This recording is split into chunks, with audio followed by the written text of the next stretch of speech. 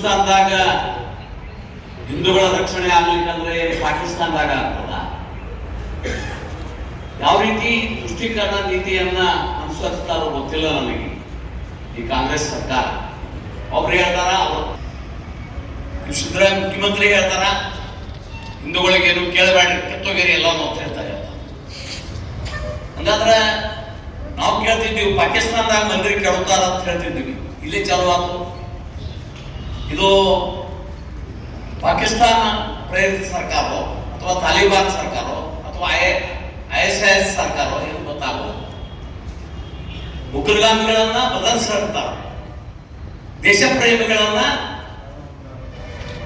ವಿರೋಧ ಮಾಡ್ತಾರೆ. ಇದರ ಅರ್ಥ ಏನು? ಆ ಕಾರಣಕ್ಕಾಗಿ ಸರ್ಕಾರಕ್ಕೆ ಈ ಸಾಂಕೇತಿಕ ಹೋರಾಟದಿಂದ ಎಚ್ಚರಿಕೆ ಕೊಡ ಬಯಸ್ತೀವಿ. ನೀವು ಹೇಳ್ತೀರಿ ಕೆರೆಗೋಡು ಗ್ರಾಮದೊಳಗ ಆಲ್ರೆಡಿ ಕಟ್ಟಿರ್ತಕ್ಕಂಥ ಹನುಮನ ದೇವಸ್ಥಾನದ ಮುಂದೆ ಕಟ್ಟಿರ್ತಕ್ಕಂಥ ಧ್ವಜವನ್ನು ಕೆಳಗಿಳಿಸುವಂತ ಒಂದು ಧೈರ್ಯವನ್ನು ತೋರಿಸ್ತೀರಿ. ಅಕಸ್ಮಾತ್ ಟಿಪ್ಪು ಸುಲ್ತಾನ್ ಚಿತ್ರದಿಂದ ಇಳಿಸ್ತಿದ್ರೆ ನೀವು ಬಂದ ಅಲ್ಲಿ ಸೆಲ್ಯೂಟ್ ಹೊಡ್ತಿದ್ರಿ. ಮಾನ ಮರ್ಯಾದೆ ನಾಚಿಕೆ ಬರ್ಬೇಕು. ನೀವು ಹಿಂದೂ ಅಂತ ಹೇಳ್ಕೊಂಡು ಹಿಂದೂಸ್ತಾನದಾಗಿದ್ದ ಹಿಂದೂಗಳ ರಕ್ಷಣೆ ಮಾಡ್ತಿದ್ದಲ್ಲ, ಹಿಂದೂಗಳ ದೇವಸ್ಥಾನಗಳ ರಕ್ಷಣೆ ಮಾಡುವಂತದ್ದನ್ನ ಮಾಡ್ತಾ ಇಲ್ಲ ನೀವು. ಯಾರ್ಯಾರಿಗೂ ಕೇವಲ ಕುರ್ಚಿ ಶಾಶ್ವತ ಅಲ್ಲರಿ. ಸಿದ್ದರಾಮಯ್ಯಗೆ DKಗೆ ನಾನು ಹೇಳ ಬಯಸ್ತೀನಿ, ಕುರ್ಚಿ ಶಾಶ್ವತ ಅಲ್ಲ. ಬಿಜೆಪಿ ನರೇಂದ್ರ ಮೋದಿ ಇರ್ಲಿಕ್ಕೆ ನನಗೆ ನೀವು ಉಳಿಯಂಗಿಲ್ಲ.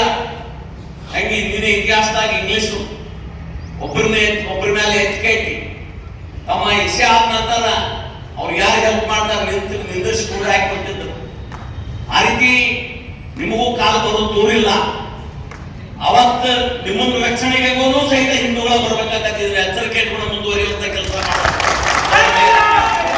ನೀವು ಇನ್ನು ನಮ್ಮ ಚಾನೆಲ್ ಸಬ್ಸ್ಕ್ರೈಬ್ ಮಾಡಿಲ್ಲ ಅಂದ್ರೆ ಈಗಲೇ ಸಬ್ಸ್ಕ್ರೈಬ್ ಮಾಡಿ, ಶೇರ್ ಮಾಡಿ, ಲೈಕ್ ಮಾಡಿ.